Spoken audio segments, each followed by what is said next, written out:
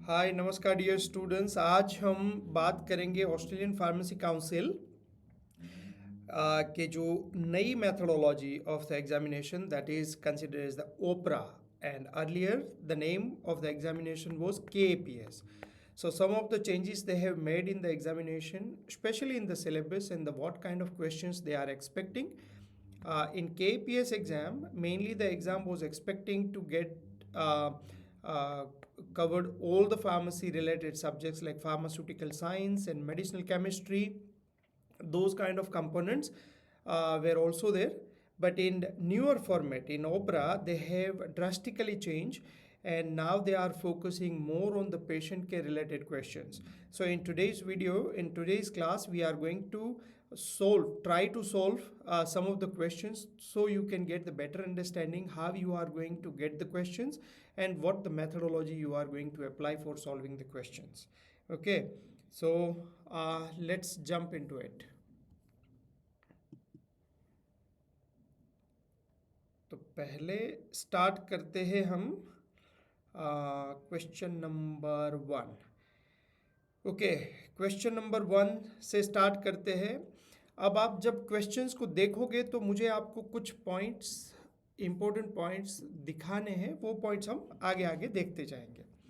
Okay, बहुत ही simple question है. Gemfibrozil is use to treat which condition. जब आप ये क्वेश्चन को प्रिपेयर कर रहे हो, at that time you just not have to look at the answers and move forward. Okay, आपका इंटेंशन एंड एजेंडा ये होना चाहिए कि मैं मैक्सिमम ये क्वेश्चन से क्या सीख सकता हूँ. ओके, तो गेम फाइब्रोजिल फाइब्रेट्स है. ओके, फाइब्रेट्स किसके लिए यूज होता है? लिपिडेमिया. अब उसको भी फर्दर डिवाइड करें तो जनरली दो टाइप के मेडिकेशंस हैं, स्टेटिन्स एंड फाइब्रेट्स.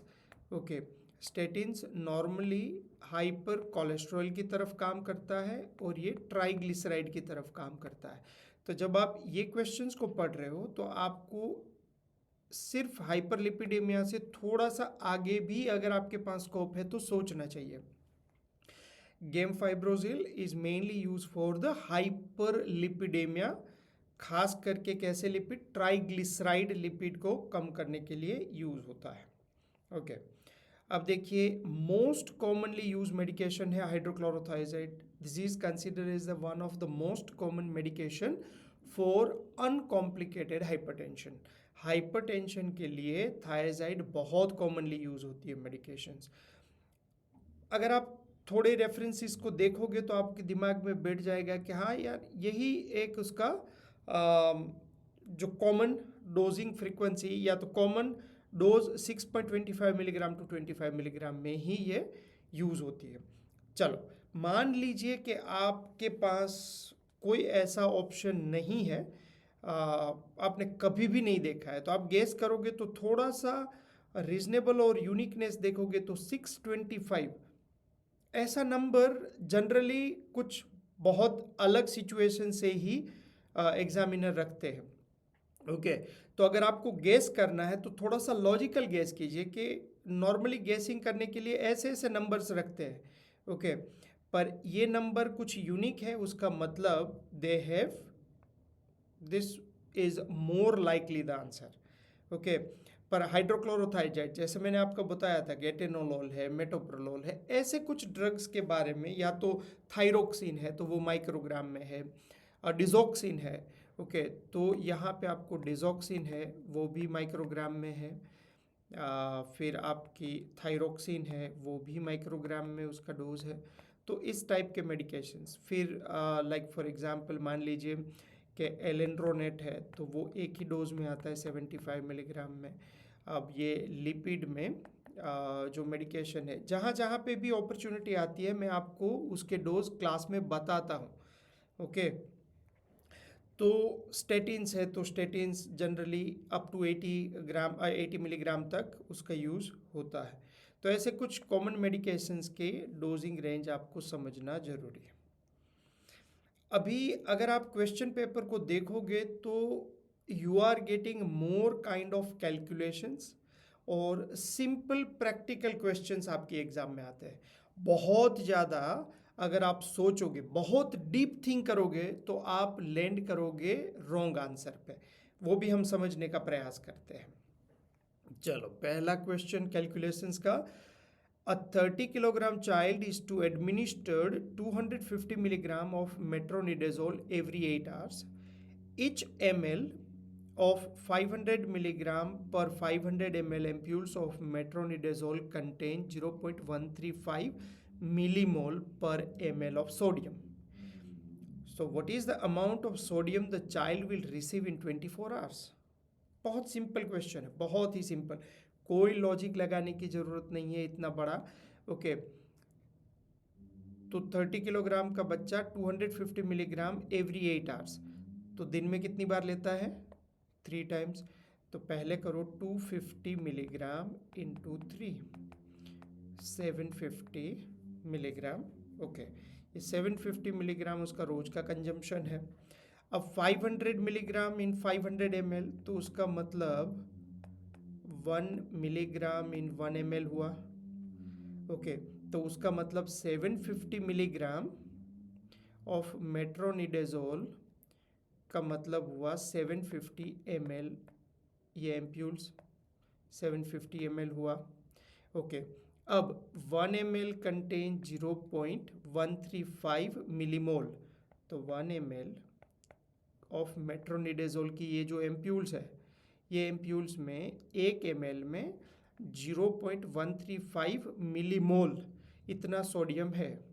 तो हम ऐसी कितनी एम्प्यूल्स लगा रहे हैं? ऐसी एक आंख पूरी और दूसरी आधी, तो 750 ml एक दिन में कंज्यूम करेंगे। ओके, तो 750 ml में कितना आएगा? 1 ml में अगर 1.35 मिलीमोल आता है, ओके, तो 750 ml में कितना?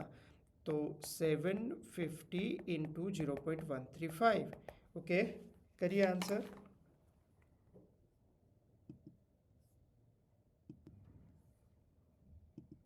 ओके, क्या रहा है answer? 750 into 0.135।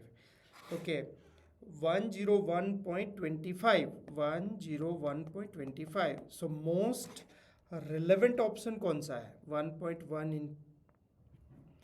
Okay, done. What amount of chlorinated lime is required to obtain a chlorine concentration of 1.5 ppm in 6000 litre?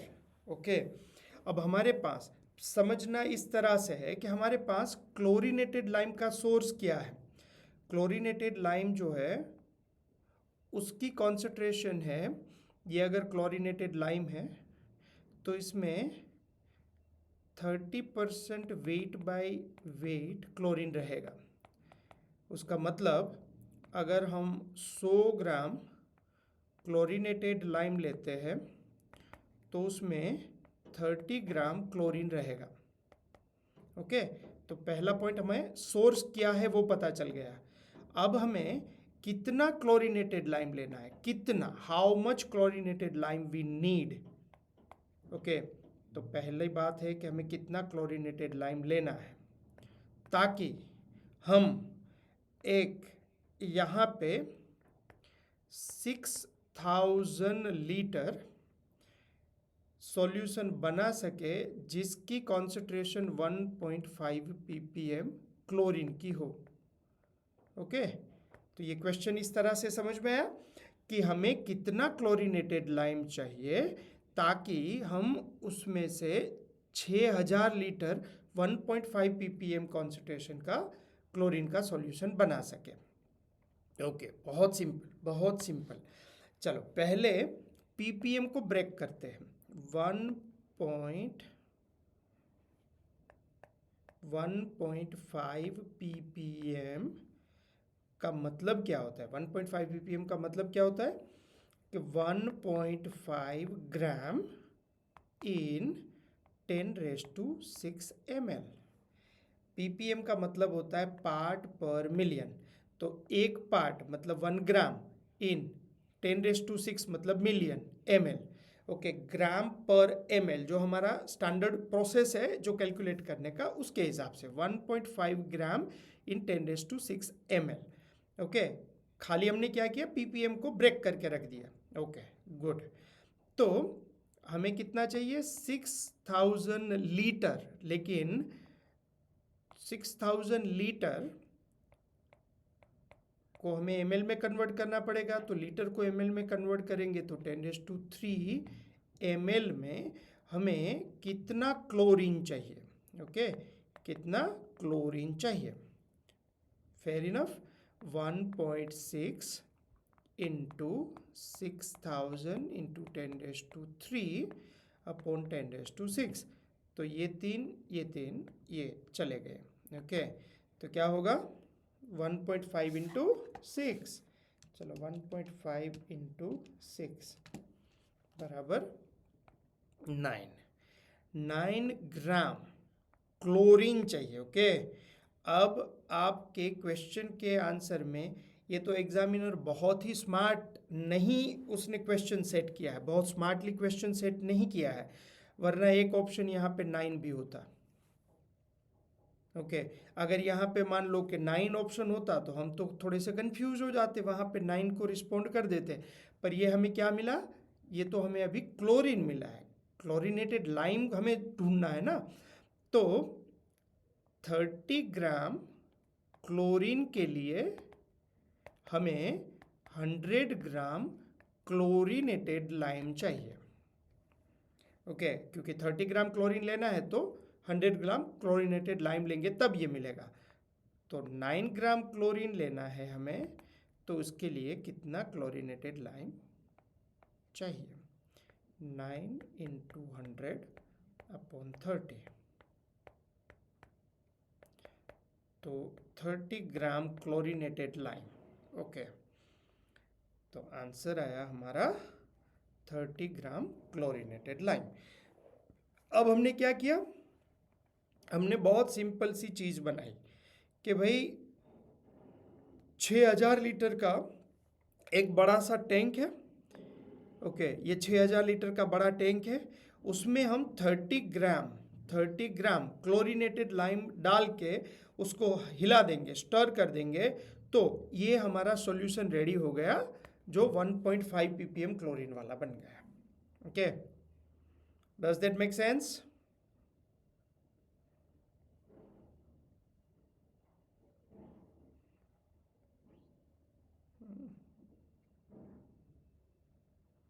Okay, 4th हो गया, अब चलते हैं आगे। Okay, where are the alpha 1 adrenoreceptors primary located?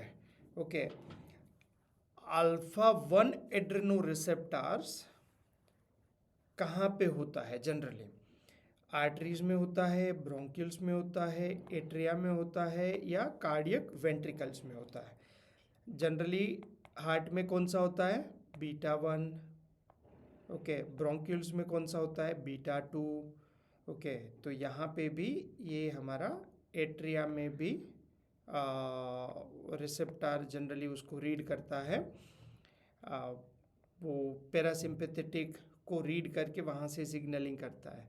तो खास करके आर्टरीज में, ओके, आर्टरीज में अल्फा 1 रिसेप्टर होता है। अल्फा 1 रिसेप्टर की एक्शन क्या है, वेजो कंस्ट्रिक्शन। तो ये जो विजरल ऑर्गन्स है वहाँ पे अल्फा 1 रिसेप्टर्स रिलेटिवली ज़्यादा होते हैं। ओके, लेकिन आपकी जो हाथ पैर की ब्लड वेसल्स है वहाँ पे जो ब्लड वेसल्स में बीटा 2 रिसेप्टर भी होता है। ओके, तो अल्फा 1 मेनली होता है यहाँ पे, इसीलिए पेरिफेरल वेजो कंस्ट्रिक्शन को मैनेज करने के लिए we are giving alpha 1 blockers, जैसे एग्जाम्पल प्राजोसिन। ओके, और अल्फा 1 बाकी बहुत जगह पे पर भी है, और ये प्रोस्टेट और यूरिनरी ब्लैडर की नेक वहाँ पे भी अल्फा 1 रिसेप्टर होता है। ओके,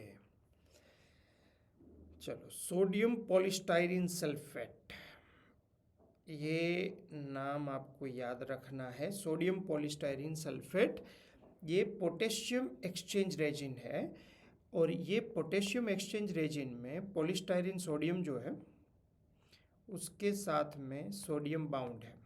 ओके, अब जैसे ये हमने बाहर से सप्लाई किया, ओके, और ये हमारी ब्लड में पोटेशियम है, तो ये क्या करेगा, उसको एक्सचेंज कर देगा, इसीलिए उसको आयन एक्सचेंज रेजिन बोलते हैं।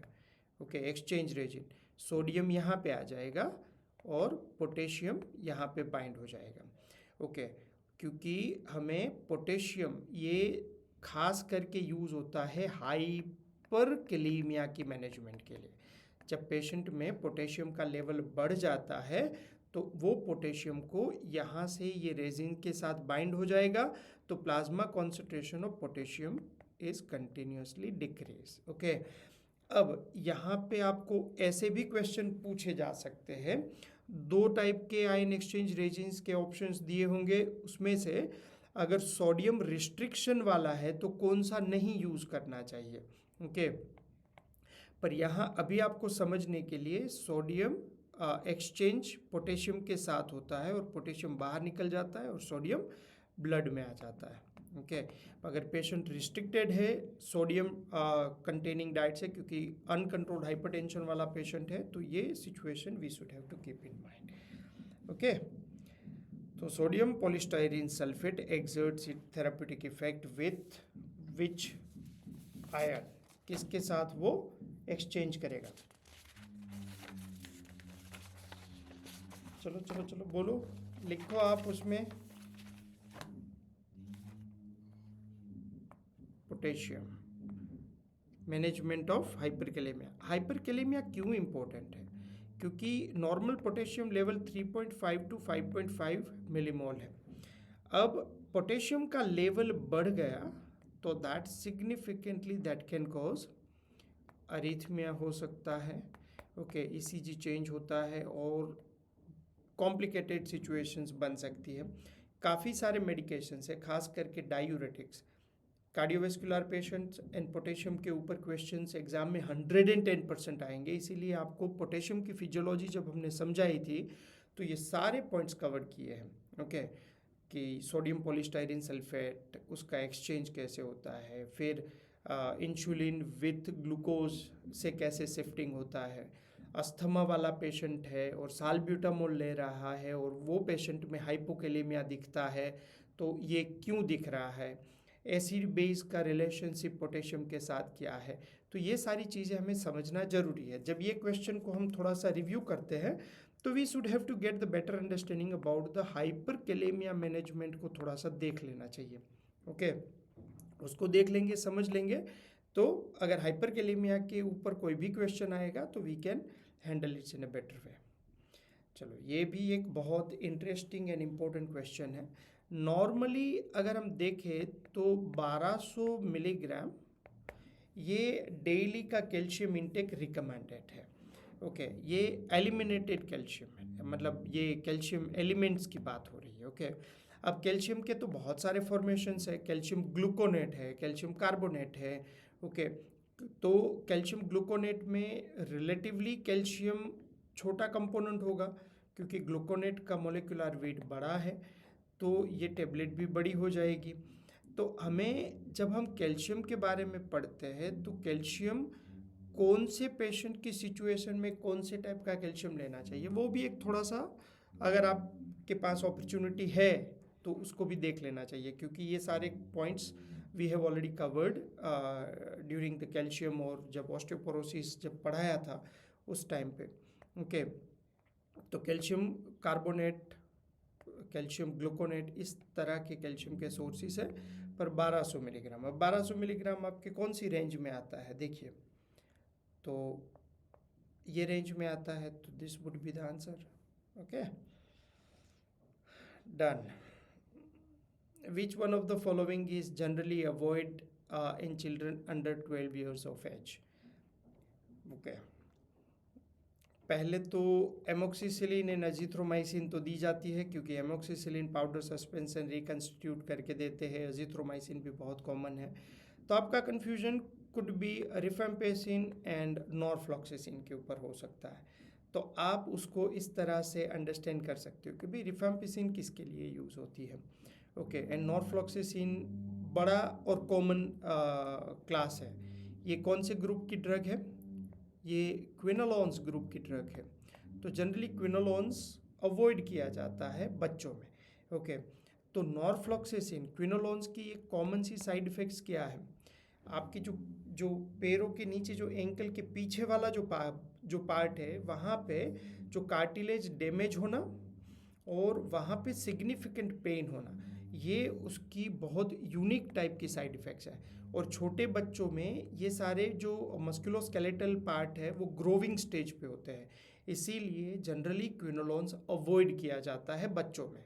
ओके, तो जब आपको मान लीजिए पता नहीं है ये क्वेश्चन का आंसर, तो जब आप प्रिपेयर कर रहे हो तो थोड़ा सा ये देख लोगे तो that can help you out. Okay, और जैसे क्विनोलोन्स जब हमने पढ़ाया है उस टाइम पे ये कार्टिलेज डैमेज वाला point already we have covered. तो normally quinolones norfloxacin should be avoid in children under 12 years of age. Okay.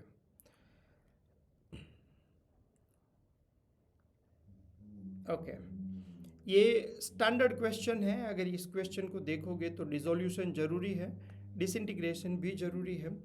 अब मान लो कि आपको ये दो के बीच में कन्फ्यूजन हो सकता है कि भाई हार्डनेस एंड फ्राइबिलिटी। तो नॉर्मली फ्राइबिलिटी तो करना ज़रूरी क्यों है? क्योंकि ये ट्रांसपोर्टेशन के हिसाब से देखें तो जो उसकी सरफेस है वहाँ से कितना लूज होगा, मतलब निकल सकता है, इसीलिए हार्डनेस एज सच बहुत इम्पोर्टेंट नहीं है in the sense of pharmacopoeial testicle procedure में। पर हार्डनेस का टेस्ट करते हैं अपनी ऑप्टिमाइजेशन ऑफ द फॉर्मुलेशन करने के लिए। तो थियोरेटिकल क्वेश्चन है, एक बार आप रिव्यू कर लोगे। अब आप जब ये क्वेश्चन को पढ़ रहे हो ओके, तो आपको थोड़ा सा टेबलेट्स के बारे में और भी जान लेना चाहिए कि टेबलेट मैन्युफैक्चरिंग की जो प्रॉब्लम्स है वो प्रॉब्लम्स को एक बार रिव्यू कर लो कि भाई कैपिंग क्या होता है, उसमें डिस्कलरेशन के पॉइंट को क्या कहते हैं। तो एक बार आपकी ये जो टेबलेट के कॉन्सेप्ट्स है वो कवर हो जाएंगे।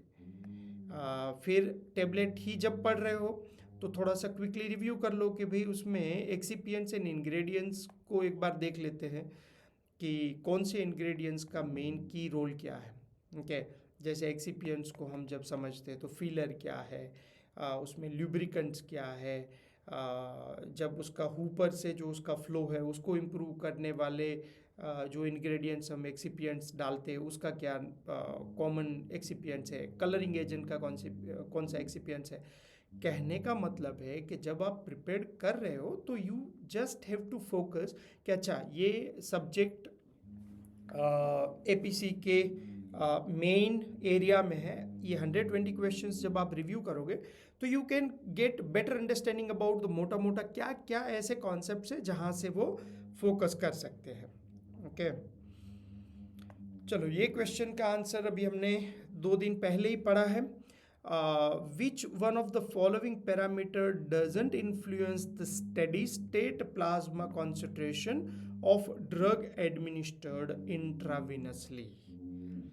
IV अगर हम ड्रग को एडमिनिस्टर करते हैं तो उसकी स्टेडी स्टेट के ऊपर कौन सा पैरामीटर है वो रिलेटिवली उतना कम इम्पोर्टेंस है। अब मैं आपको यहाँ पे ये समझाऊंगा कि ऊपर ऊपर मतलब ऊपर ऊपर इन द सेंस फर्स्ट साइट में देखना है। डीप डाइव करोगे तो कंफ्यूज होंगे। उसका एक एग्जांपल देता हूँ। स्टेडी स्टेट कॉन्सेंट्रेशन का हमने एक फॉर्मूला बना के रखा है। ओके, अब इसको हम ऐसे भी लिखते थे F into dose upon tau into clearance. तो bioavailability into dose into dosing frequency into clearance. Okay, तो देखते हैं डोज तो ज़रूरी है स्टेडी स्टेट कॉन्सेंट्रेशन के लिए, क्योंकि कितना डोज दोगे उसके ऊपर से आपको ये पता चलेगा। ओके, क्लियरेंस भी इम्पोर्टेंट है, परफेक्ट। डोजिंग इंटरवल भी इम्पोर्टेंट है, डोजिंग इंटरवल से ही तो हम टोटल ड्रग कितनी प्लाज्मा में पहुंची वो हम समझ पाएंगे ना। तो अभी देखे जो जो फर्स्ट साइट में देख रहे हैं उसमें वॉल्यूम ऑफ डिस्ट्रीब्यूशन नहीं है, लेकिन आप जब उसको आप ये भी बोलोगे कि तो सर एक काम करते हैं ना, ये क्लियरेंस को मैं ब्रेक डाउन कर देता हूँ और F into dose upon टाव into के इंटू वी डी, क्योंकि क्लियरेंस को हम तो के इंटू वी डी भी लिखेंगे, तो volume of distribution is also important for the steady state concentration. तो उसका मतलब आप पैनिक हो गए कि भाई ना ये तो क्वेश्चन ही गलत है। नहीं, क्वेश्चन गलत नहीं है। हमें एक फर्स्ट साइट में जनरलाइज पर्सपेक्टिव से, कॉमन सेंस से, नॉर्मल सिचुएशंस में क्या दिखता है वो आंसर रिस्पॉन्ड करना है। बहुत डीप डाइव करोगे तो सारी चीज़ें निकल के आएगी। उसको बोलते हैं कि जब भाई एक जब पानी भरा है, ओके, और मेटल की वेसल्स में भरा है, तो आप खोद के करोगे तो उसमें से तो वो काट तो निकलेगा। इसीलिए आपको जो कॉमन लेमेन बेसिक अंडरस्टैंडिंग में एक एंट्री लेवल के पर्सपेक्टिव से, बहुत एक्सपर्टाइज पर्सपेक्टिव से नहीं, इस तरह से देख के आपको आंसर को रिस्पॉन्ड करना है। इसीलिए मैंने बोला था ना कि भाई 6.25 मिलीग्राम ये कुछ अजीब सा लगता है, कुछ अलग सा लगता है, ऐसा नॉर्मली एग्जामिनर नहीं देते। देखिए, आपको पहले ये माइंडसेट बदलना पड़ेगा कि जो एग्जामिनर है वो बहुत डिफिकल्ट क्वेश्चन पूछेंगे, नहीं, मोस्ट कॉमन क्वेश्चन पूछेंगे, और मोस्ट कॉमन आपकी जो रिफ्लेक्शन में आता है वही आंसर होगा। डीप डाइव करोगे तो आप सारी चीज़ों को तोड़ मचोड़ के उसके नज़दीक जोड़ दोगे, ओके, और वो हिसाब से आप लॉजिकली सही भी होंगे, लेकिन वो बहुत ज़्यादा डीप करोगे तब सही होंगे। चलो ठीक है। कैलकुलेशंस अच्छे और प्रैक्टिकली अच्छे वाले देते हैं, तो आप थोड़ा उसको भी ध्यान करना जरूरी है। Okay, wool fat is not available. आप पहले ही क्वेश्चन को समझ लीजिए कि wool fat is not available and need to replaced by the lanolin. Lanolin क्या है उसकी डेफिनेशन दी है। How many grams of lanolin and water should be use to compound the prescription below. अब आप एक लेबोरेटरी में काम कर रहे हो, आप एक फार्मासिस्ट हो, आपके पास ये प्रिस्क्रिप्शन आया है कि भाई zinc oxide, calamine, wool fat and water से आपको 60 ग्राम की प्रोडक्ट बना के देनी है। कितनी बना के देनी है? 60 ग्राम। ओके, 60 ग्राम का ये पूरा एक प्रोडक्ट का डब्बा बना के आपको पेशेंट को देना है। लेकिन आपने आपकी फार्मेसी में, कंपाउंडिंग फार्मेसी में देखा कि भाई सारे इंग्रेडिएंट्स है, पर वुल्फेट एज सच, वुल्फेट फ्री जो वुल्फेट है वो नहीं है, लेकिन वुल्फेट का सोर्स है मेरे पास, कौन सा? लेनोलिन के फॉर्मेट में। तो अब ये वुल्फेट है और ये लेनोलिन है। तो लेनोलिन क्या है? Lanolin is nothing but the combination of the wool fat and पानी। वुल्फेट एंड पानी का कॉम्बिनेशन है, लेकिन उसका प्रपोर्शन इस तरह से है कि भाई अगर आप 100 ग्राम लेनोलिन लेते हो, 100 ग्राम लेनोलिन, तो उसमें 72 ग्राम आपका वुल्फेट रहेगा और बाकी का 28 ग्राम पानी रहेगा। तो अब आप क्या कर रहे हो? वुल्फेट का direct wool fat as a source use नहीं कर रहे हो, लेकिन lanolin as a wool fat source use कर रहे हो। ओके, तो इस हिसाब से हमें उसको रिकैलकुलेट करना पड़ेगा। तो सिंपल सी चीज़ है, अब तो आपको समझ आ गया है कि भाई पहले हम ये देख लेते कि मुझे वुल्फेट कितना चाहिए। तो आई नीड 36 ग्राम वुल्फेट। ओके, वो तो समझ आ गया, 36 ग्राम वुल्फेट चाहिए। तो अगर मैं 100 ग्राम लेनोलिन लेता हूँ तो उसमें से मुझे 72 ग्राम वुल्फेट मिलेगा, तो मुझे चाहिए 36 ग्राम। ओके, उतना वुल्फेट चाहिए, तो कितना लेनोलिन लेना पड़ेगा? अब 100 इंटू 36 अपॉन 72। ओके, तो ये हो गया अपना 50 ग्राम। अब 50 ग्राम लेनोलिन आपने ले लिया। अब ये 50 ग्राम लेनोलिन में क्या होगा? 36 ग्राम लेनोलिन होगा और 14 ग्राम वाटर होगा। ओके, अब आपको समझना क्या है। जिंक ऑक्साइड तो है आपके पास, तो आपने 2 ग्राम जिंक ऑक्साइड ले लिया, ये नई फार्मूला है, ओके, न्यू फार्मूला। आप कैलामिन लोशन क्या लोगे, 2 ग्राम लोगे। अब वुल्फेट नहीं था तो इसकी जगह पे आपने क्या लिया, लेनोलिन लिया। कितना लिया, 50 ग्राम लिया। तो 50 + 2 52, 52 + 2 54, तो 60 में से 54 माइनस करो, 60 में से 54 माइनस करो, तो बाकी कितना बचा, 6 ग्राम। तो मेक अप टू, वर्ड क्या यूज करना है, मेक अप टू 60 ग्राम। कैसे करोगे, ये सारी चीजें प्लस 6 ग्राम पानी ऐड करके, मतलब 6 ml पानी ऐड कर दोगे। ये 1 2 3 इंग्रेडिएंट और 6 ग्राम पानी, तब जाके ये 60 ग्राम होगा। ओके, यहाँ पे देखो तो आप यहाँ पे 40 ग्राम टोटल ये चीज़ें होती है, 20 ग्राम आप पानी डालते हो, तो हम यहाँ पे 6 ग्राम पानी डालेंगे क्योंकि 14 ग्राम पानी तो हमारा ऑलरेडी लेनोलिन में से आ गया है। ओके, अब मान लीजिए कि आपने खाली लेनोलिन का कैलकुलेशन कर लिया और आपको ये 50 ग्राम लेनोलिन मिल गया, तो सीधी सी बात है कि यही आंसर है ऑप्शन में। लेकिन अगर मान लीजिए कि स्मार्टली कोई एग्जामिनर थोड़ा डिफिकल्ट करना चाहता है तो ऐसे भी पूछ सकता है ना, यहाँ पे 50 ग्राम लेनोलिन और 10 ml वाटर, 50 ग्राम में लेनोलिन एंड 40 ml वाटर, तो आप कंफ्यूज हो जाओगे क्योंकि ये भी आपकी कैलकुलेशन में कहीं तो ऐसे ही भी आंसर आए थे। इसीलिए always you have to keep in mind कि हम फॉर्मुलेशन को रीफ्रेम कर रहे हैं, ये इंग्रेडिएंट नहीं था तो ये इंग्रेडिएंट इंस्टेड यूज़ किया है, ये यूज़ किया है तो वो कितना रिप्लेसमेंट कर रहा है। ओके, और हमें अल्टीमेटली तो मेकअप टू 60 ग्राम ही करना है, तो जितना बाकी बचता है जितना, वो हम पानी से भर देंगे और वहाँ से उसको कंटेंट को पूरा करेंगे। ओके, चलो ये क्वेश्चन समझ में आया आपको। अगर if you get the answer, मतलब आपको समझ आया है तो यस लिखिए प्लीज़। ओके, चलो अभी आगे बढ़ते हैं। Okay, which one of the following major determinant of myocardial oxygen demand. फिर से मैं यही समझाने का प्रयास करता हूँ कि बहुत सोचोगे तो कंफ्यूज हो जाओगे। पहले मोटा मोटा देख लो कि भाई मायोकार्डियल ऑक्सीजन डिमांड के लिए सबसे इंपॉर्टेंट पार्ट कौन सा है। ओके, कार्डियक आउटपुट, ठीक है। अब आप थोड़ा सा डिटेल में देखोगे कि भाई सिस्टोलिक ब्लड प्रेशर भी है। अब मैं आपको इसके सारे क्वेश्चन सही है उसके लॉजिक समझाता हूँ। ये आपका हार्ट है, ये आपकी ब्लड वेसल्स है।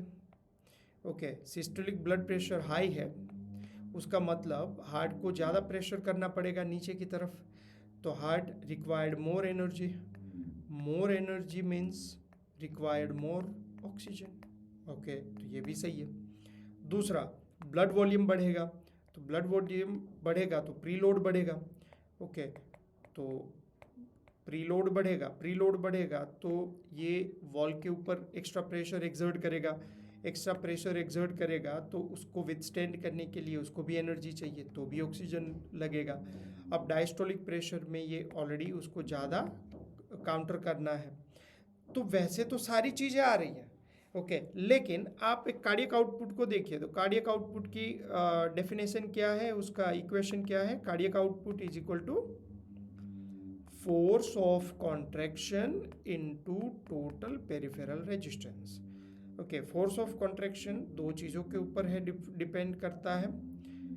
ओके, तो कार्डियक आउटपुट में एक तो वॉल्यूम कितना है, हार्ट रेट कितने हैं और पेरिफेरल रेजिस्टेंस, तो सारी चीज़ें आ गई एक में ही। तो cardiac output is the major determinant of myocardial oxygen demand. Okay, इसीलिए जो मोस्ट ऑब्वियस दिखता है ना वो आपको रिस्पॉन्ड कर देना है, बहुत कंफ्यूज नहीं होना है। What is the mode of action of allopurinol, सीधी सी बात है, inhibit the formation of uric acid, क्योंकि वो यूरिक एसिड की प्रोडक्शन को इनहिबिट करता है। Okay, which one of the following can be used to separate the enantiomer from its racemic mixture? Okay तो अब enantiomer को समझो, एक चिराल कार्बन होगा क्योंकि कार्बन के साथ 4 मॉलिक्यूल्स ज्वाइंट होते हैं, R1, एक ग्रुप R2, R3, R4, और एनांशियोमर में 2 एनांशियोमर इस तरह से होंगे क्योंकि वो उसकी मिरर इमेज टाइप होता है ना। जनरली एनांशियोमर्स में फिजिकल एंड केमिकल जो कैरेक्टरिस्टिक होती है वो सिमिलर होती है। Okay, physical and chemical properties में ऑलमोस्ट सिमिलरिटी होती है। अब आपके पास ऑप्शंस है, उसको देखिए। तो अगर आप बिल्कुल लॉजिक से देखोगे, बिल्कुल सिंपल वाला लॉजिक, आपको गेस ही करना है। ओके, सेपरेट, नॉर्मली सेपरेट के लिए HPLC क्रोमेटोग्राफी यूज़ होती है। ओके, तो क्रोमेटोग्राफी सेपरेट करने के लिए यूज़ होती है। IV डिटेक्शन के लिए यूज़ होती है। सेपरेशन का कोई कॉन्सेप्ट नहीं है क्योंकि वो तो एक कलर के जो डिफ्रैक्शन को ही अंडरस्टैंड करती है। ओके, बहुत एवरेज स्टूडेंट अगर एक लेमन से फटाफट से रिव्यू कर लेगा तो वो देखेगा कि हाँ, क्रोमेटोग्राफी सेपरेशन के लिए यूज़ होती है और एग्जामिनर ने भी वही फॉर्मेशन से दिया है। लेकिन आप थोड़े से स्मार्टली भी देखोगे तो अच्छा, बॉइलिंग पॉइंट, जो बॉइलिंग पॉइंट है वहाँ से भी तो सेपरेशन हो सकता है ना, क्योंकि 2 डिफरेंट बॉइलिंग पॉइंट वाले सब्सटेंसेस को हम डिस्टिल कर सकते हैं ना, डिस्टिलेशन प्रोसेस से। ओके, एसिड बेस रिएक्शन से भी हम न्यूट्रलाइज करते हैं और दूसरे को सेपरेट करते हैं, ये भी हो सकता है। लेकिन ये फिजिको केमिकल प्रॉपर्टीज़ की कैरेक्टरिस्टिक में बहुत ज़्यादा फर्क नहीं है, लेकिन फंक्शनैलिटी, उसका जो स्पेशल अरेंजमेंट है वहाँ पे फ़र्क होता है, इसीलिए उसका जो बाइंडिंग्स एबिलिटी है वो चेंज हो जाती है। ओके, तो ये और ये ऑप्शन नहीं है, ये तो बिल्कुल नहीं आता है, इसीलिए क्रोमेटोग्राफी। लेकिन आप ऐसा बिल्कुल ही मत सोच के चलिए कि मुझे, देखिए हमें पास होना है एग्ज़ाम में और कॉन्सेप्ट्स को अच्छे से समझना है। ओके, अगर 1, 2, 4 क्वेश्चंस में अगर इधर उधर हुआ दिमाग में तो भी आप ऐसे लॉजिकली सोचोगे तो ज़्यादातर क्वेश्चंस आपके सही ही होंगे। ये क्वेश्चंस भी मल्टीपल टाइम आपके सामने आ गया होगा, बहुत टाइम आ गया होगा कि भाई टिटेनस टॉक्सोइड का इंजेक्शन एक बार दिया तो उसको 10 साल के बाद रिपीट करना है। ओके, वैसे तो ये इसके पीछे कोई लॉजिकल वो याद रखने वाली बात नहीं है, पर ये एक जनरल है। Its consider as a most commonly exposed fact. Okay, क्यों?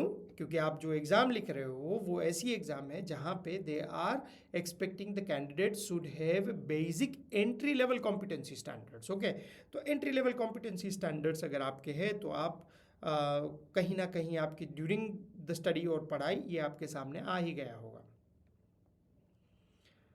Okay, which drug is most useful in management of metastatic bone pain? अब देखिए, मैं अगर एग्ज़ाम लिखने बैठता हूँ तो ये क्वेश्चन का आंसर मेरा गलत होगा। ओके, क्योंकि जब मैं, अगर मान लीजिए कि मैं ये एग्ज़ाम लिखने बैठा हूँ और मेरे सामने ये क्वेश्चन आया तो I would preferred fentanyl. Okay, मैं फेंटेनाइल को प्रिफर करूँगा क्योंकि मैं कंसिडर करता हूँ कि भाई मेटास्टेटिक बोन पेन थोड़ा सीवियर बोन पेन है, उसमें ज़्यादा पेन होगा, बहुत ज़्यादा पेन होगा, इसीलिए उसको ओपियोइड जैसे एनाल्जेसिक देने चाहिए, ओपियोइड जैसे एनाल्जेसिक, ताकि वो स्ट्रॉन्ग एनाल्जेसिक इफेक्ट प्रोड्यूस कर सके। खैर ये दो तो बिल्कुल ही अलग है, क्योंकि ये दो कहाँ पे यूज़ होते हैं, कौन से टाइप के पेन में? ये न्यूरोपैथिक पेन में यूज़ होते हैं। मेलोक्सिकैम जो है वो NSAIDs है, नॉन स्टीरोइडल एंटी इन्फ्लामेटरी, पर COX-2 वाला स्पेसिफिक वाला है, तो पेट में एसिडिटी वाला पॉइंट बहुत ज़्यादा नहीं होगा। अब ये क्वेश्चन मेरा कुड भी गलत हो सकता है क्योंकि मैं फेंटेनाइल लिखूंगा पर एग्जामिनर के पॉइंट ऑफ व्यू से मेलोक्सिकैम है। अब मैं थोड़ा सा उसको अगर रीजनिंग देना चाहूँ तो मैं कैसे रीजनिंग दूंगा? मैं ऐसे रीजनिंग दूंगा कि भाई हाँ यार, मेटास्टेटिक बोन पेन है तो पेशेंट को ओपियोइड देंगे, फॉर एग्जांपल फेंटेनाइल ओपियोइड देंगे, तो दैट कुड बी पॉसिबल है कि यहाँ पे उसको बेड रिडन सिचुएशंस हो सकती है, बेड रिडन सिचुएशंस में कॉन्स्टिपेशन होगा तो constipation can make it worse, उसकी जो सिचुएशंस है वो, क्योंकि जब मोबिलिटी नहीं होगी तो उसकी कॉन्स्टिपेशन की प्रॉब्लम्स थोड़ी ज़्यादा ख़राब हो सकती है वो। और मेलोक्सिकैम को जस्टिफाई करना है तो हम ऐसे कर सकते हैं कि भाई ये माइल्ड टू मॉडरेट लेवल की जो पेन है उसको कंट्रोल करेगा और यहाँ से स्टार्ट करना चाहिए। अगर patient is not getting response then we have to move to the next level of the medication. तो लॉजिकली अगर हम स्टेप अप अप्रोच की बात करें तो यस, चलो ऑप्शंस में से meloxicam should be start with, first हमें ये स्टार्ट करना चाहिए and then we can jump to fentanyl, ऐसा भी हो सकता है, लेकिन मेलोक्सिकैम इज द आंसर। ऐसा हो सकता है मल्टीपल, अगर यही क्वेश्चन आप प्रैक्टिसिंग डॉक्टर को देंगे तो प्रैक्टिसिंग डॉक्टर्स भी अलग अलग रियल लाइफ में काम करेंगे, ओके इसीलिए आपको कोई बहुत ज़्यादा वो कंफ्यूज होने वाली बात नहीं है, ओके पर आंसर आता है मेलोक्सिकैम, ये एग्ज़ाम के रिजल्ट के पॉइंट ऑफ व्यू से। ओके ये क्वेश्चंस में जो एब्सोल्यूट बायोअवेबिलिटी वाला जो क्वेश्चन है, ये क्वेश्चन में भी कुछ कन्फ्यूजन जैसा है मेरे दिमाग में, पर इसको सॉल्व करने के लिए हम नॉर्मली इस तरह से कर सकते हैं कि भाई एब्सोल्यूट बायोअवेबिलिटी का जो कैलकुलेशन है उसमें एक इक्वेशन तो लिखा है हमने कहीं पे,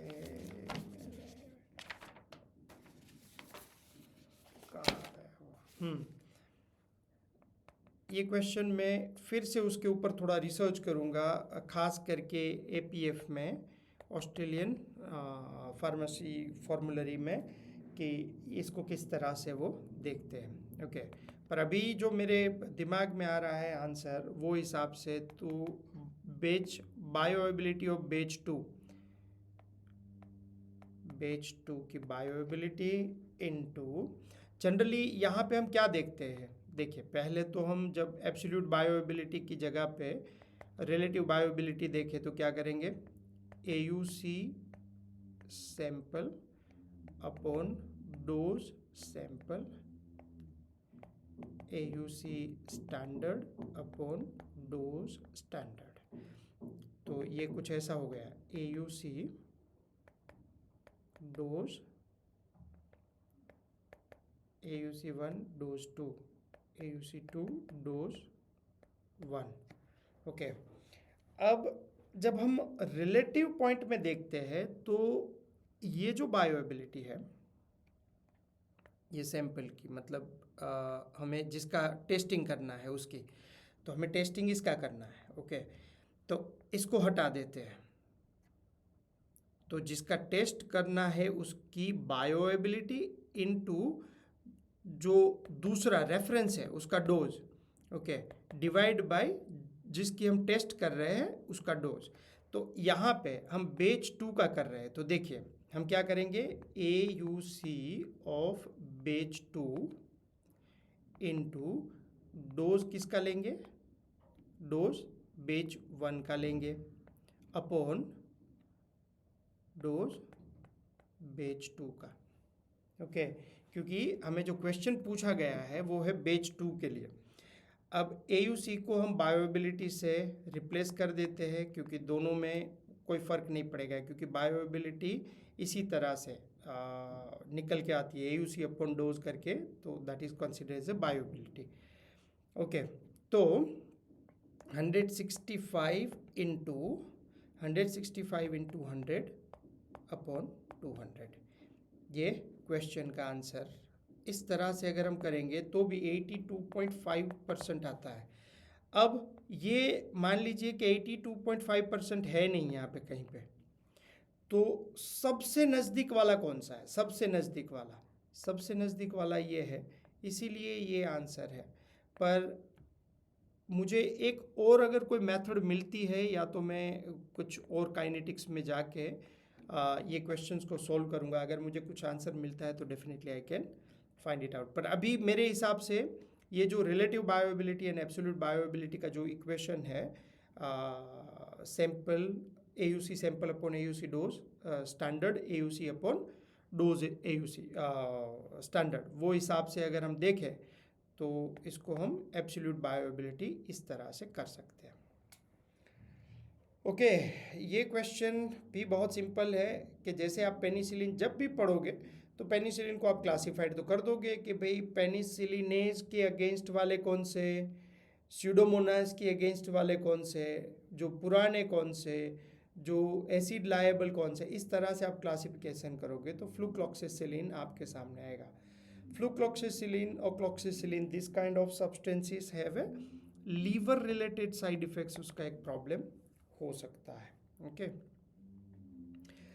okay which one of the following cause the muscle fatigueness? Okay, muscle fatigue क्यों होती है, उसके रीजंस क्या है?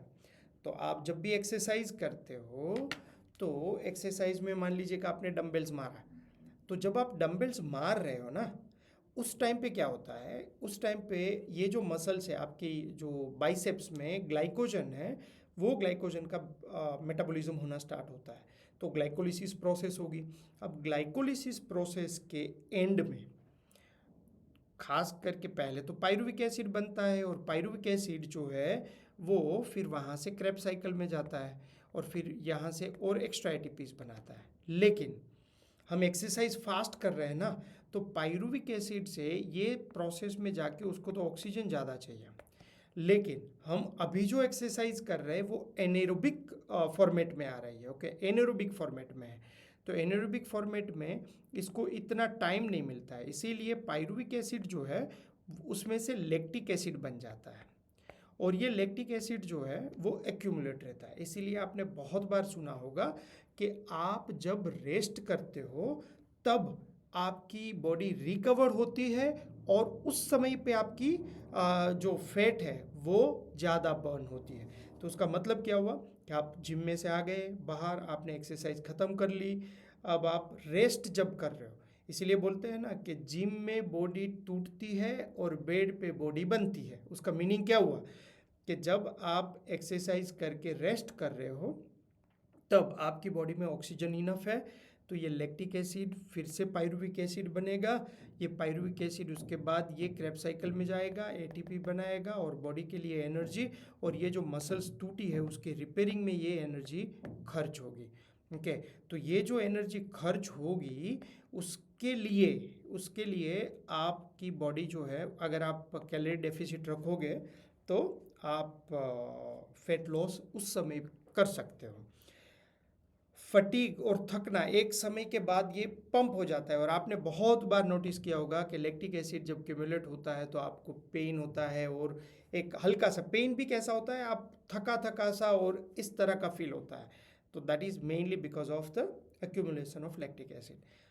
ये मोस्ट ऑब्वियस क्वेश्चन है आप जब सोचोगे तब। ओके, अगर ये होता एथेरोक्लेरोटिक प्लेक होता तो पेन होता, सिवियर एंड शार्प पेन, क्योंकि वहाँ पे ब्लड मिलना बंद हो गया है। इसीलिए जैसे आप देखोगे तो ब्लड वेसल्स में जब ब्लड नहीं पहुँचता है तो डीवीटी वाले पेशेंट होते हैं, डीप वेन थ्रोम्बोसिस वाला, उसमें सिवियर पेनफुल सिचुएशंस क्रिएट होती है। अब ये भी कोई जेनेटिक डिसऑर्डर से थकावट हो सकती है, okay that could be possible, हो सकता है, लेकिन ये इतना डीप हमें सोचना नहीं है। हमें तो ये कॉमन सा जो रीज़न है 90% लोगों को पता ही है कि लैक्टिक एसिड से ही फटीगनेस आती है। मैं अब बार बार एक ही चीज़ समझाने का प्रयास कर रहा हूँ कि आप जब एग्ज़ाम लिख रहे हो तो आप मोस्ट कॉमन रिस्पॉन्सेस को रिस्पॉन्ड करोगे, नहीं कि आपकी पीएचडी को अंदर घुसाओगे और बहुत डीप में थिंक करोगे कि आइसोलेटेड केस में ऐसे पेशेंट में ATP he required for the energy और उसका प्रोडक्शन नहीं हो रहा है, ऐसे पेशेंट में जीनोमिक ऐसा प्रॉब्लम है, और इससे तो आप बहुत ज़्यादा सोचोगे तो फिर वहाँ पे लफड़ा चालू हो जाएगा। ओके, इसीलिए प्रॉब्लम होता है ना कि बहुत ज़्यादा सोच कर जो अगर रिस्पॉन्ड करोगे तो आप थोड़ा डिफ़िकल्ट सिचुएशन में आ सकते हो। डन, चल ये क्वेश्चन करते हैं, फिर कुछ थोड़े से क्वेश्चन स्टूडेंट्स के भी ले लेते हैं और उसके बेस पर डिस्कशन करते हैं। Ferrous sulphate mixture contain 300 milligram of ferrous sulphate. 12:30 हो गए, हाँ अभी 10-15 मिनट और करेंगे दूसरे क्वेश्चंस को। ferrous sulfate mixture contain 300 milligram of ferrous sulfate per 10 ml. A person require 10 ml of mixture 3 times a day. What is the total daily amount of iron in the patient is ingesting? तो ये patient जो 3 बार ले रहा है, मतलब वो कितने 300 milligram 10 ml में है, तो ऐसे 3 बार ले रहा है 10-10 ml, तो उसका मतलब ये 900 मिलीग्राम फेरस सल्फेट ले रहा है. ओके, 900 मिलीग्राम फेरस सल्फेट ले रहा है. उसका मतलब कि ये 900 मिलीग्राम फेरस सल्फेट तो ठीक है, लेकिन उसमें फेरस कितना है? ओके, तो आप इस तरह से लिख सकते हो कि भाई फेरस सल्फेट, अब देखिए कोई बहुत ज़्यादा होशियार होगा तो वो क्या करेगा, फेरस सल्फेट तो इतना ही है, वाटर ऑफ क्रिस्टलाइन को इसमें से माइनस करो. नहीं भाई, यहाँ पे जो दिया है ना ferrous sulphate with water crystalline water, उसका मोलिकुलर वेट ये है. ओके, और आप यही यूज़ करने वाले हो. ये जो है ना फेरस सल्फेट विथ 7H2O है, वही फॉर्मेशन का फेरस सल्फेट आपके यूज़ में आने वाला है. इसीलिए ज़्यादा दिमाग उस तरफ अलग दिशा में नहीं चलाना है. तो अगर 278 मिलीग्राम, देख लीजिए यहाँ पे हमारा आंसर मिलीग्राम में, इसीलिए मैं मिलीग्राम लिख रहा हूँ. ओके, 278 मिलीग्राम, और हमने यहाँ पे भी मिलीग्राम है.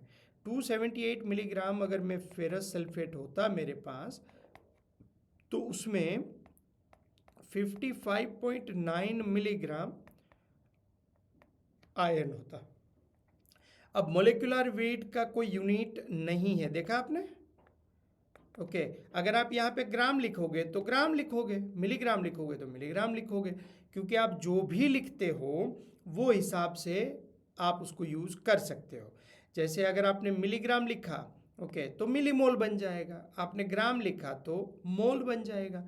उस हिसाब से आप देखना है. 278 milligram ferrous sulphate contain 55.9 milligram ferrous.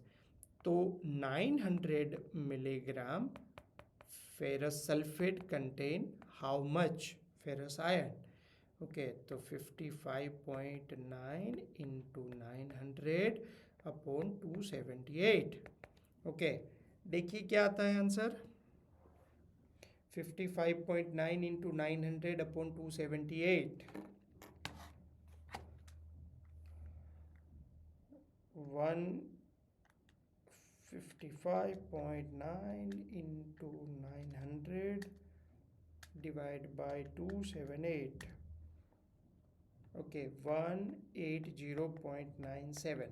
Okay, तो ये हो गया आपका आंसर 181 मिलीग्राम. ओके, तो इस तरह से आपको ये क्वेश्चंस को सॉल्व करने चाहिए ताकि you can get the better understanding, और यही आपका राइट तरीका है.